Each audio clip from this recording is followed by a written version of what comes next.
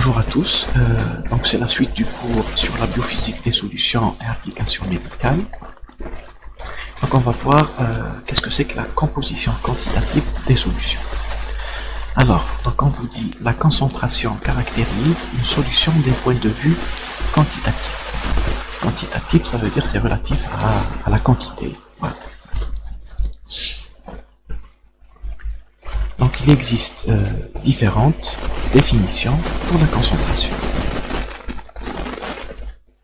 Donc, premièrement, on va voir qu'est-ce que c'est que la fraction molaire.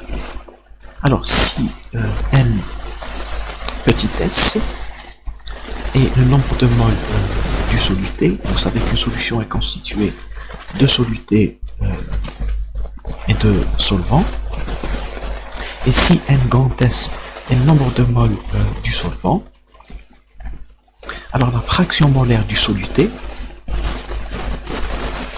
elle est donnée par F. Donc ce F, il est égal, donc il est égal au rapport entre le nombre de moles du soluté, N petit s, et le nombre de moles du soluté plus le nombre de moles total. Donc je répète, la fraction molaire, donc c'est le rapport entre le nombre de moles c'est le rapport entre le nombre de moles du soluté et le nombre de moles total que vous avez dans la solution. Donc la fraction molaire, c'est le nombre de moles du soluté que divise le nombre de moles total, c'est-à-dire le nombre de moles du soluté plus le nombre de moles du solvant, donc c'est le nombre de moles total.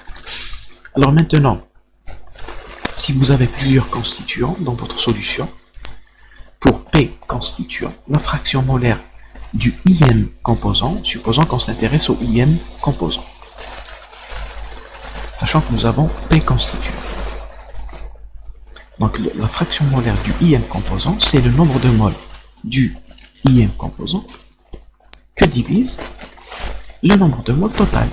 Donc c'est la somme de J allant de 1 à P, ça veut dire que je considère tous les constituants, puisque nous avons P constituant,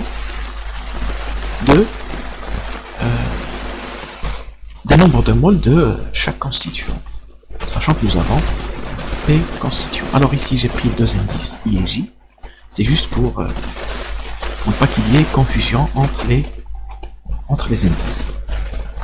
Voilà. Mais ici au dénominateur, c'est la somme, c'est le nombre de moles total, c'est la somme de tous les nombres de moles des constituants que vous avez, y compris le IM composant auquel on s'intéressait. Donc le IM composant, il est inclus dans ce J là, puisque je mets J allant de 1 à P. Alors maintenant, pour ce qui est du titre, ce qu'on appelle le titre d'une solution, alors on définit M petit s qui est la masse du soluté, et M grand S, d'accord, alors ici c'est petit s pour le soluté et grand S pour le solvant. Donc M grand S c'est la masse du solvant. Donc le titre de la solution, tout simplement, c'est le rapport entre la masse du solvant et la masse totale. C'est le rapport entre la masse du solvant et la masse du solvant. Pardon, c'est le rapport entre la masse du soluté et la masse du soluté plus la masse du solvant. Voilà, j'espère que c'est clair pour ce qui est du titre d'une solution. Donc encore une fois, le titre d'une solution, c'est le rapport entre la masse du soluté et la masse totale, et la masse du solvant plus la masse du soluté.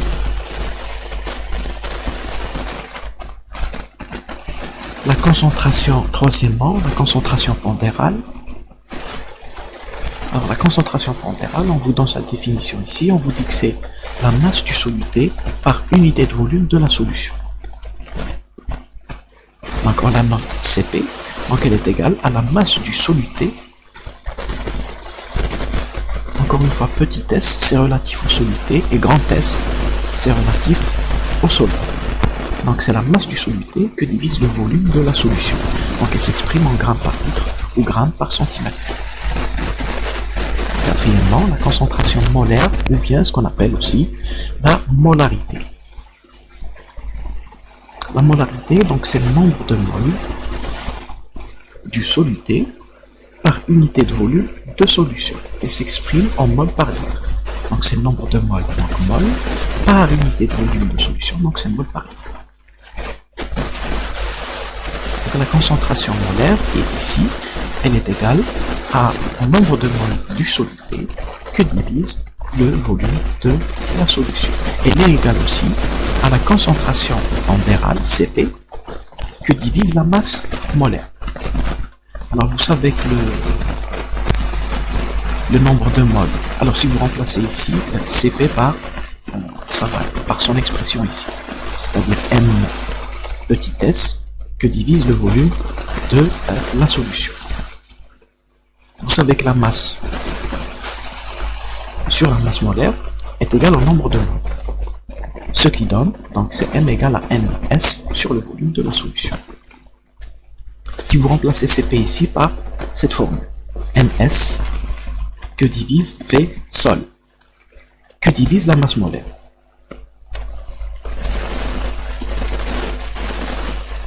Et vous savez que la masse que divise la masse molaire nous donne le nombre de moles. Donc, ce qui fait que Cm est égal au nombre de moles du soluté que divise le volume de la solution. Donc il suffit de remplacer cette formule ici. Il suffit de remplacer Cp par sa formule qui est celle-là. Et sachant que Ms sur la masse molaire, c'est le nombre de moles, donc ça vous donne Ns sur V sol.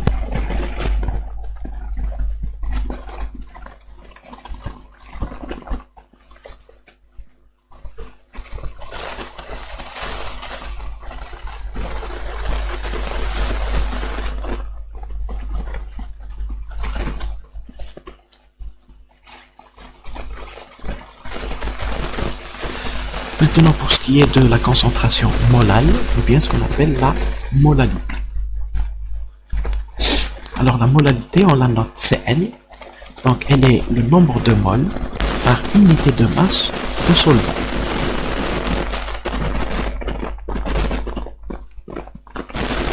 Donc elle s'exprime en mol par kilogramme.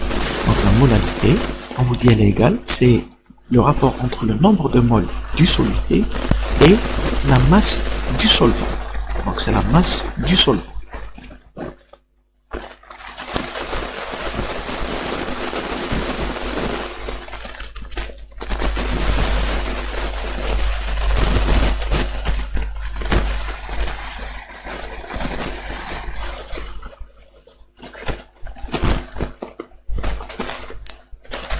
Donc la concentration molale, ou bien la molalité, donc c'est le nombre de moles du soluté que divise la masse du solvant.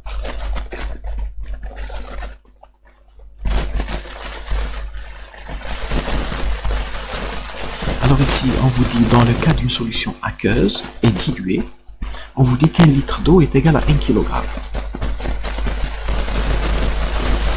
Dans ce cas-là, dans le cas d'une solution aqueuse et diluée, on aura la molalité qui va se confondre avec la molarité. Pourquoi? Parce que le volume du solvant, il est égal à la masse du solvant. Voilà.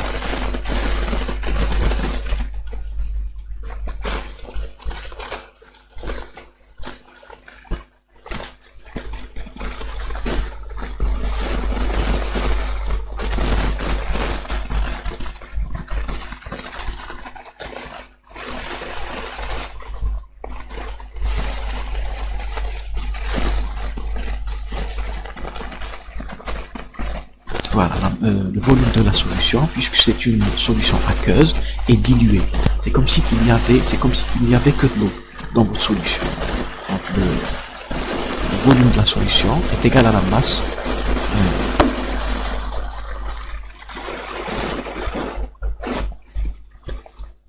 est égal à 1 kg. Donc le volume est égal à la masse ici. C'est pour ça que la molarité devient identique à la molalité. Voilà pour ce qui est de la description, si vous voulez, quantitative d'une solution. Alors ça, on a vu la dernière fois, propriété générale des solutions, tout ça on a vu.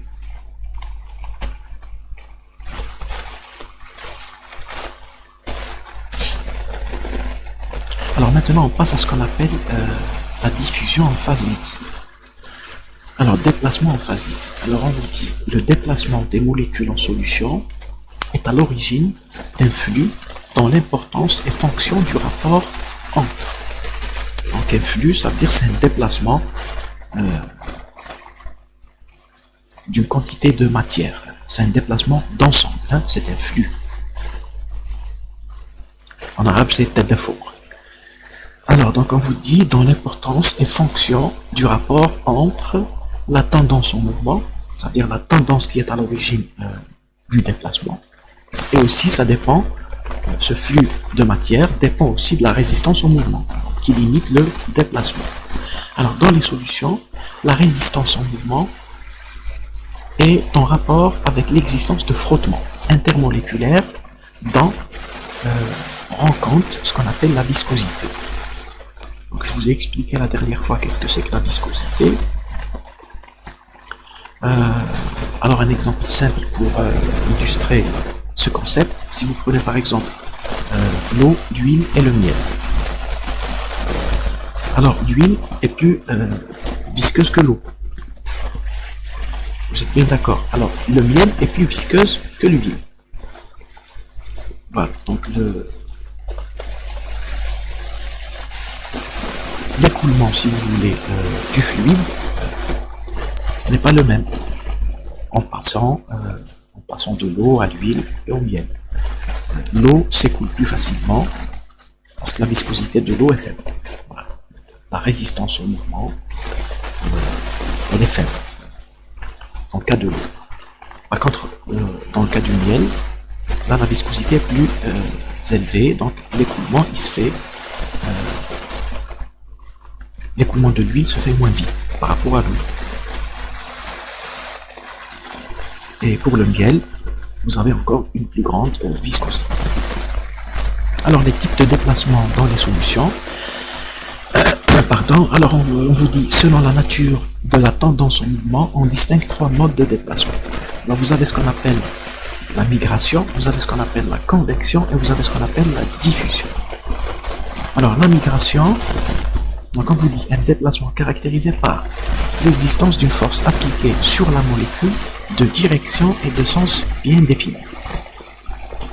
Le fait que la molécule puise dans son énergie interne l'énergie nécessaire pour se déplacer.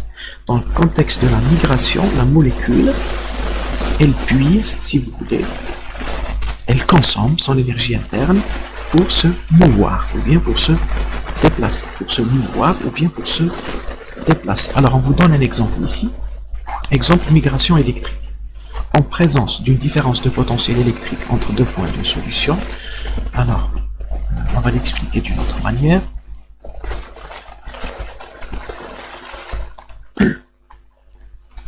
Alors imaginez que vous avez 2 plaques. Une plaque qui est chargée positivement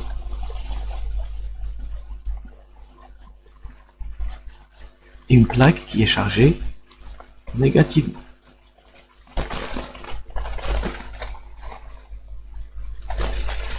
D'accord, alors imaginez que vous avez une charge positive ici, Q.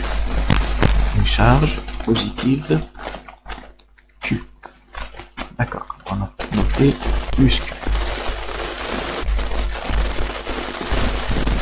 Alors, vous avez 2 plaques qui sont chargées. Une plaque, elle est chargée positivement et l'autre plaque, elle est chargée négativement. Donc vous avez une différence de potentiel entre ces 2 plaques.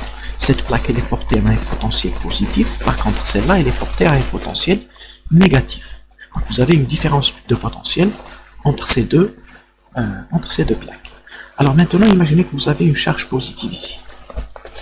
Alors cette charge positive, elle va être attirée par ces charges négatives qui sont ici. Donc elle va se déplacer dans ce sens. Elle va subir une force dans ce sens. Regardez ce qu'on vous dit. vous dit l'existence d'une force appliquée sur la molécule de direction et de sens bien définie. Donc vous avez une force de direction et de sens bien définie. La charge positive, elle va être attirée par les charges négatives. Ensuite, on vous dit, donc on parle de la migration électrique, on vous dit en présence d'une différence de potentiel électrique, c'est ce que je viens d'illustrer avec ce schéma, entre deux points d'une solution, on vous dit l'anion migre vers le potentiel positif, l'anion, si vous voulez, c'est la charge négative. Et c'est un ion négatif. Le cation vers le potentiel négatif. Ici, on a considéré des charges au lieu d'ions vers le potentiel négatif. Donc, comme je l'avais dit, la charge positive, elle sera attirée par les charges négatives. Donc la force appliquée sur la molécule est la force électrique de Coulomb. Ça, on va le voir dans le cadre de l'électricité. Qu'est-ce que c'est que la force de Coulomb? C'est une force électrique, tout court, on va dire ça pour le moment. Le déplacement de la molécule, on vous dit, se fait au dépend d'une diminution de son énergie potentielle. C'est ce qu'on a dit ici. Hein. La molécule puise ou bien consomme son énergie interne pour se mouvoir. Donc ici, on redit la même chose en quelque sorte. Mais d'une autre manière, on vous dit le déplacement de la molécule se fait au dépend d'une diminution de son énergie potentielle. Ça veut dire qu'elle consomme son énergie potentielle pour se déplacer. Alors comment? Regardez. Quand cette charge positive était ici, alors son énergie potentielle,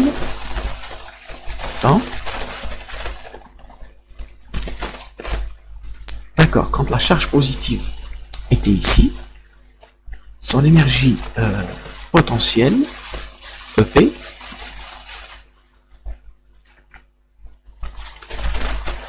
d'accord, E, son énergie potentielle EP, elle est égale à quoi? Elle est égale à Q fois V. Alors la charge, c'est une charge positive, et le potentiel où baigne cette charge, c'est un potentiel positif, puisqu'on considère la charge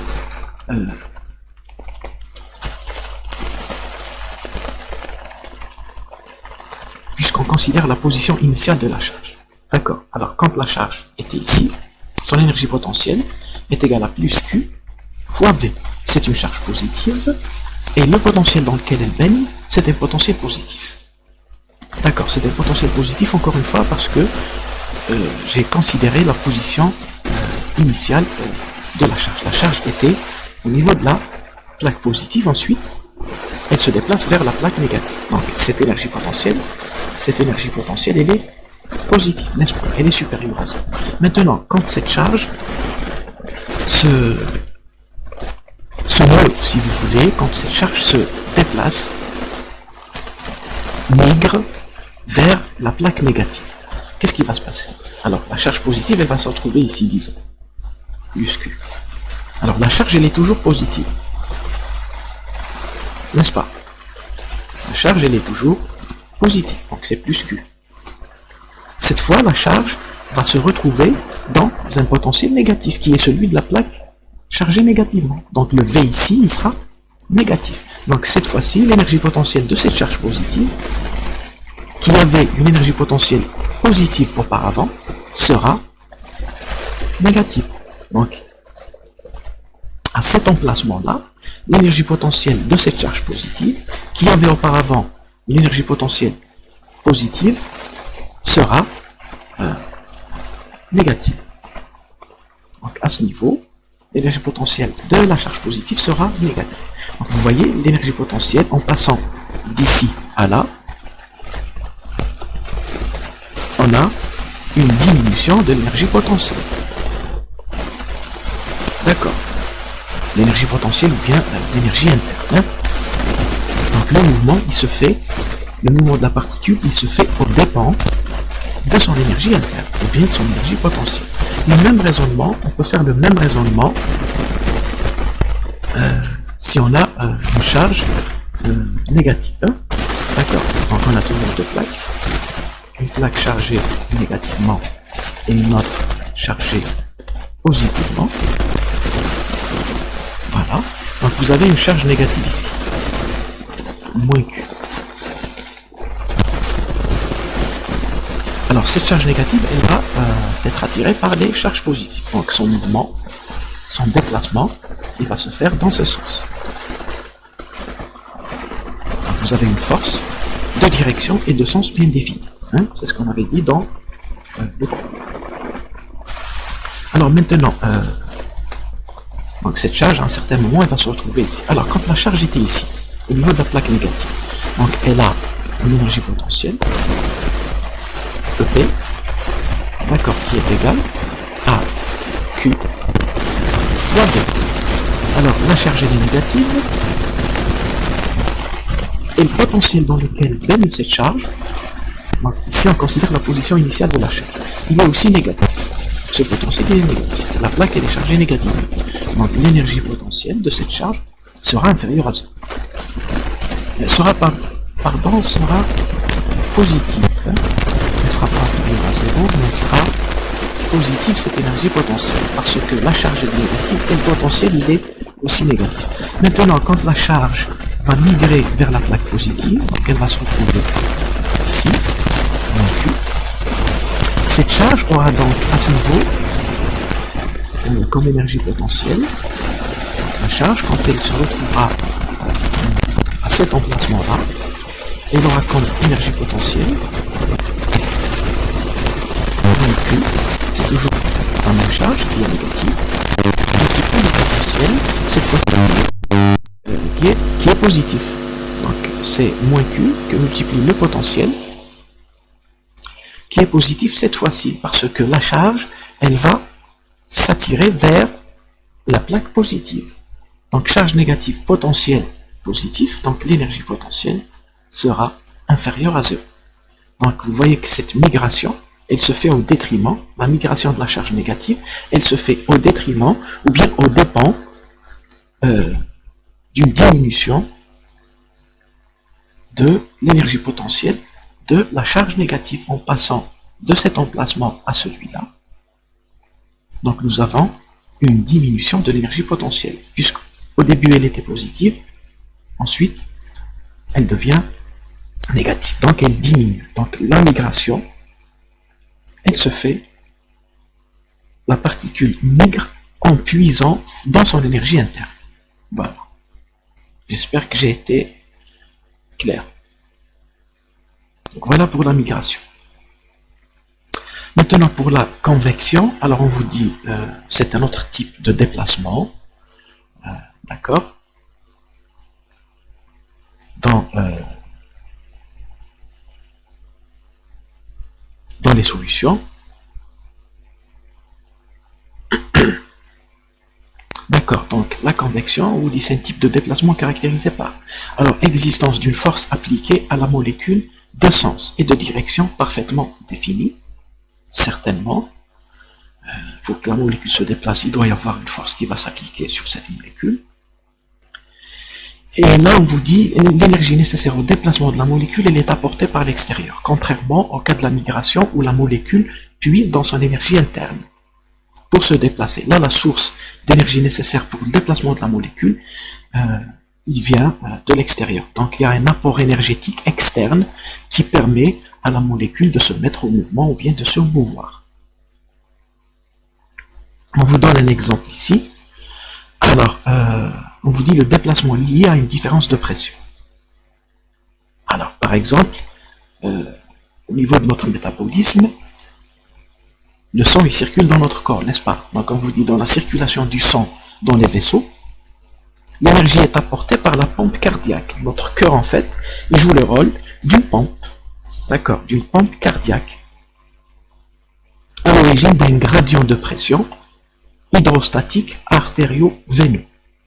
Alors, hydrostatique, c'est relatif à l'étude de l'équilibre des fluides, artério, c'est relatif aux artères, veineux, c'est relatif aux veines. Alors, donc la pompe cardiaque, qu'est-ce qu'elle fait? Elle crée un gradient de pression, elle crée une différence de pression. Donc, un gradient de pression, c'est une différence de pression. D'accord. Quand on vous dit un gradient de température, c'est une différence de température entre deux points, par exemple. Un gradient de hauteur, c'est une différence de hauteur. Donc le cœur, il va créer un gradient de pression, une différence de pression, pour que le sang se déplace. Donc le cœur, il pompe le sang si vous voulez. C'est comme la pompe à eau. Hein? La pompe à eau, elle crée un gradient de pression. Si vous voulez que l'eau, acheminer l'eau du rez-de-chaussée jusqu'au 3e ou 4e étage, il vous faudra une pompe à eau. Cette pompe à eau, qu'est-ce qu'elle va faire? Elle va créer un gradient de pression entre le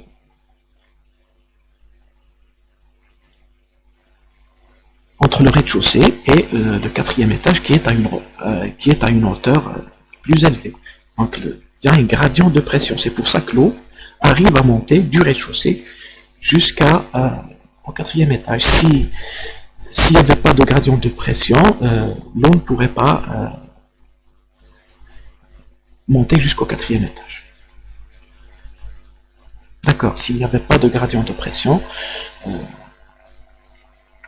l'eau ne pourra pas monter jusqu'au 4e étage.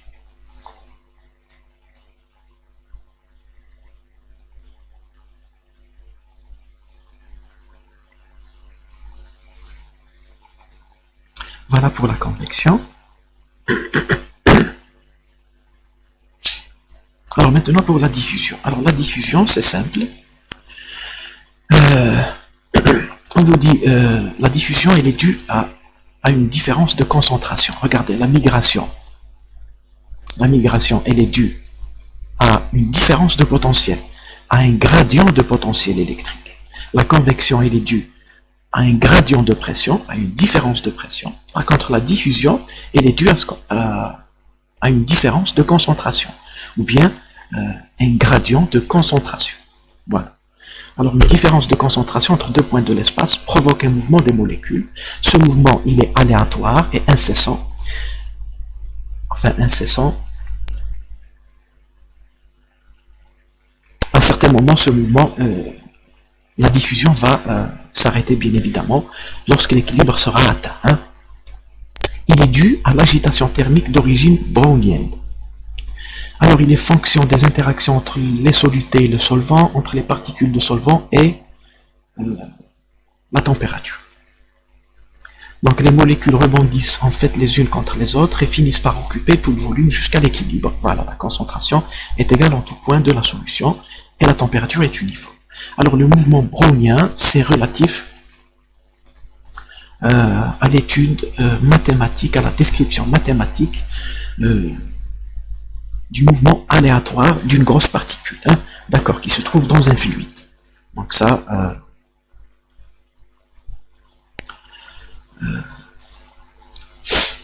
on va pas s'intéresser à ça pour vous, hein, dans votre cas, d'accord. Mais c'est bien de savoir que le mouvement brownien, il est relatif, c'est la description mathématique. Il est relatif à l'étude des mouvements d'une grosse particule, dans un fluide, donc ça décrit le mouvement aléatoire de cette particule dans le fluide. D'accord. Alors donc pour la diffusion, donc définition, la diffusion est un transport de masse qui dépend d'un gradient en différence de concentration, on l'a dit. Le soluté se déplace spontanément du milieu le plus concentré vers le milieu le moins concentré, de telle sorte qu'ils se répartissent uniformément, équilibre. Alors on vous donne un exemple ici. On vous dit, la diffusion est un transport microscopique lié exclusivement aux différences de concentration. Alors regardez, vous avez deux compartiments. Vous avez le compartiment 1 et le compartiment 2. Alors le compartiment 1, il contient une substance de concentration C1. Le compartiment 2, il contient la même substance, le même type de substance, mais de concentration différente, de concentration C2. On suppose que la concentration au niveau du compartiment 1 est supérieure à la concentration au niveau du compartiment 2. Alors, l'état initial, vous avez un déséquilibre, différence de concentration. Maintenant, puisque vous avez une différence de concentration, ou bien un gradient de concentration, donc la matière, spontanément, elle va se déplacer.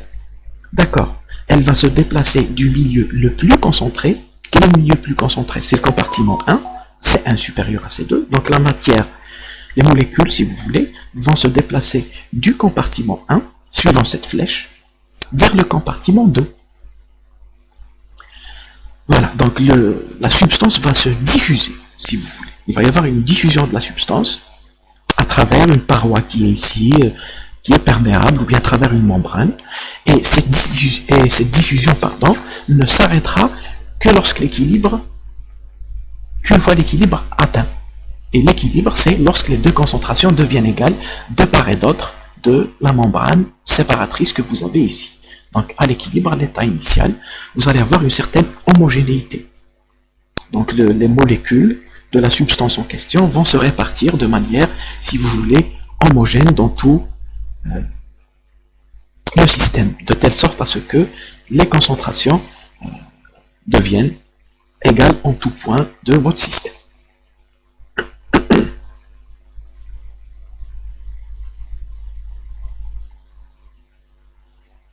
Voilà. Donc on s'arrêtera. On s'arrête ici. Alors on vous dit, le soluté se déplace spontanément du milieu le plus concentré vers le milieu le moins concentré, de telle sorte qu'ils se répartissent uniformément équilibrés. Voilà. Donc on s'arrête ici. La prochaine fois, on va aborder ce qu'on appelle, on va aborder des deux lois de Fick. La première loi de Fick et aussi la deuxième loi de Fick.